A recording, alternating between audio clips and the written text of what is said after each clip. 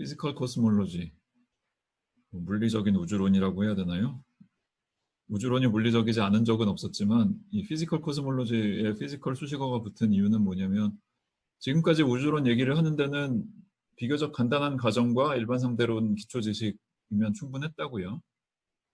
일반 상대론을 어느 정도 안다고 가정을 하고 관측 결과에 기반해서 공간이 아이소트로픽하고 호모지니어스하다고 가정을 했고 우리 우주를 구성하는 에너지는 매터, 레디에이션, 베큐um 에너지 정도가 있다고 가정을 했고 매터, 레디에이션, 베큐um 에너지는 각각이 다 따로따로 퍼펙트 플루이드로 취급 가능하다는 얘기를 했었죠.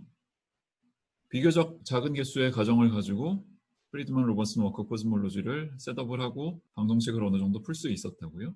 그런 간단한 가정 하에서 프리드만 로버슨 워커 코스몰로지를 가지고 계속 시간을 거꾸로 돌려서 과거로 가다 보면 미래로 갈수록 우주가 팽창하니까 과거로 갈수록 우주가 수축하는 거고요. 우주가 수축하면 아무래도 에너지 밀도가 올라갈 거고 어느 정도 이상 에너지 밀도가 올라가면 그냥 퍼펙트 플루이드라고만 가정한 정도로는 문제를 제대로 풀 수 없다는 사실을 점점 깨닫게 돼요. 그래서 초기 우주를 본격적으로 분석을 하려면 지금까지 가정한 것보다는 물리 지식이 많이 필요합니다. 입자물리, 핵물리, 통계물리 다 나옵니다. 그래서 이 시간에 그런 좀 깊은 물리 얘기를 다는 못하겠지만 몇 가지 천체 관측 결과와 프리드만 로버슨 워커 매트릭의 익스트래폴레이션 정도로 논의를 하면서 어디서 어떤 한계에 부딪히고 어떤 이슈가 있는지 그리고 온갖 물리를 총동원해서 초기 우주를 연구한 사람들이 내놓은 결과들이 어떤 게 있는지 간단히 서베이를 하고 전달하는 정도로 수업을 진행해 볼까 합니다. 초기 우주에 접근을 하기 위해서 우리가 어떤 과정을 지금까지 해왔는지 논의를 연장을 해보면요. 레디에이션과 매터와 베큐um 에너지가 있다라는 가정을 했을 뿐만 아니라 그 세 가지가 뭐 서로 영향을 크게 주고받지는 않는다라고 가정을 했어요. 그리고 뭐 관측 결과에 비추어 보면 분명히 괜찮은 가정이었고요. 이 가정이 성립하면 바로 따라 나오는 중간 결과들이 어떤 게 있냐면 우리가 에너지 모멘텀 컨서베이션이 어떤 식으로 수식으로 적히는지 프리드만 로버슨 워커 가정 하에서 좀 자세히 살펴봤고 비교적 쉽게 기억할 수 있는 모양새 중에 하나가 연력학 제1법칙 비슷한 식으로 에너지 총량의 변화는 압력 곱하기 부피 변화에 마이너스 붙인 거 이런 모양으로 썼었죠.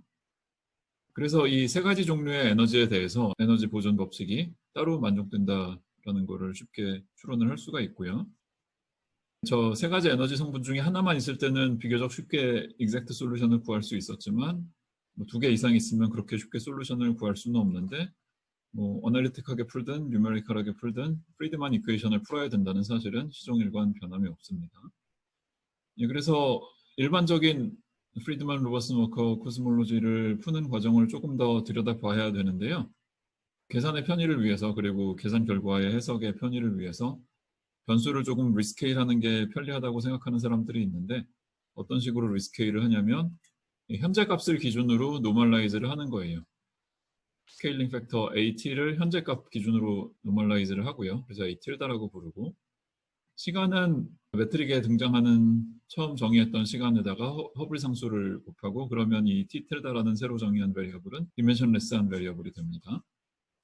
이 두 가지 새로운 정의로부터 쉽게 따라 나오는 보조적인 성질 하나는 뭐냐면 이 스케일 팩터를 시간으로 미분한 값, 리스케일 베리어블 기준으로 계산을 하면 두 가지의 리스케일링이 서로 캔슬이 돼서 기울기가 항상 1이 됩니다. 그래서 우리가 전에도 가로축, 시간, 세로축, 스케일 팩터 해서 그래프를 그렸었는데 같은 그래프를 이 리스케일된 버전으로 그리면 우주 팽창을 나타내는 커브의 현재 시점에서의 기울기는 1이 되는 겁니다. 자, 그러면 이론과 실험을 비교하면서 구체적으로 어떻게 매핑을 할 것인가?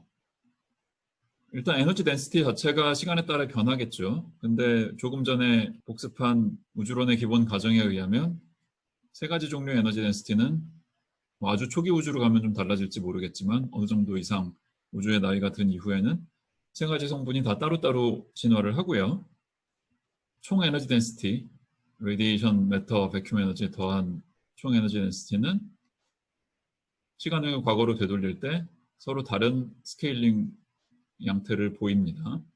베큐um 에너지는 전혀 안 변하고 매터는 스케일링 팩터의 3승의 역수에 비례하는 모양새를 보이고 레디에이션은 스케일링 팩터의 마이너스 4승에 비례하는 모양을 보이고요.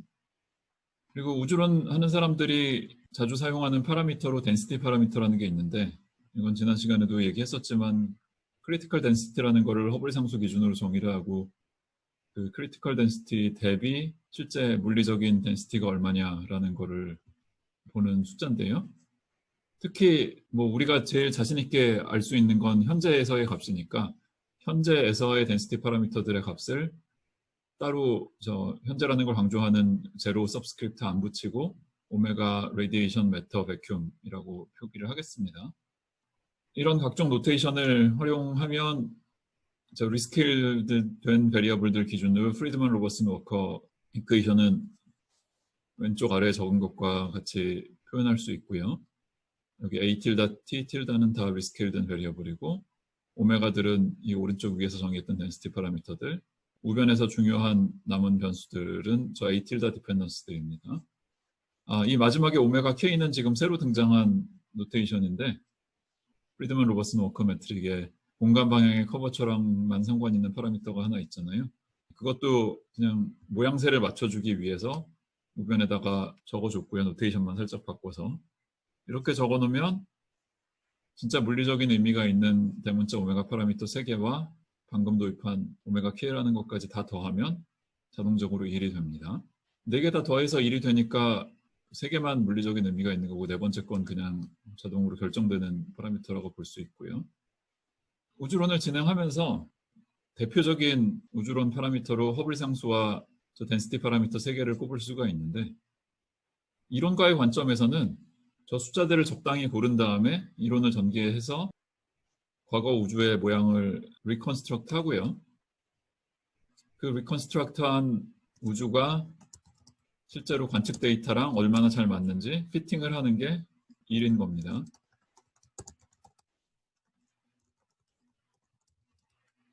물론 현재의 우주론적인 파라미터로부터 시작해서 익스트래플레이션을 통해서 과거를 리컨스트럭트하는 작업은 끝까지 다 잘 되라는 보장이 없고요. 이미 이번 시간 시작할 때 예고한 것처럼 한참 과거로 돌아가다 보면 우리가 처음에 가지고 시작했던 소박한 가정들, 프리드만 로버슨 워커 코스몰로지와 퍼펙트 플루이드 등등의 가정들은 적당한 시점에 깨질 수도 있다는 걸 유념을 해야 됩니다.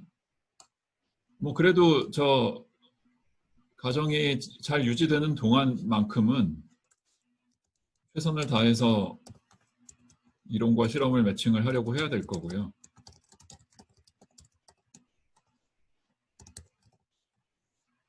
그러니까 이론과 실험을 매칭하는 과정에서 저 파라미터들 값을 결정을 하는데 물론 가능하다면 한 가지 실험으로 하나의 파라미터를 결정한다기보다는 여러 개의 실험을 크로스 체크를 해서 각각의 파라미터를 정하고 서로 다른 파라미터들 사이의 디펜던스도 따지고 할 수 있으면 더 좋겠죠. 그래서 저 파라미터들이 어느 정도 이상 정확한 값이 결정이 되면 그걸로부터 다른 물리적으로 관심이 가는 양들도 결정을 할 수가 있는데 대표적인 사례 중에 하나로 우주의 나이를 들 수가 있겠죠. 우주의 나이는 저 코스몰로지컬 파라미터들이 잘 정의되어 있다면 프리드만 이퀘이션으로부터 바로 계산을 낼 수 있는데요. 이런 적분식으로 3개의 오메가 파라미터들이 다 0이 아니라면 이 적분을 역시 손으로 계산하는 거는 여의치 않겠지만 뉴메리컬하게 계산하는 건 별로 어렵지 않고요. 실험이랑 이론이랑 피팅해서 매칭하는 작업이 잘 된다면 우주의 나이도 꽤 정확히 계산을 해낼 수 있습니다.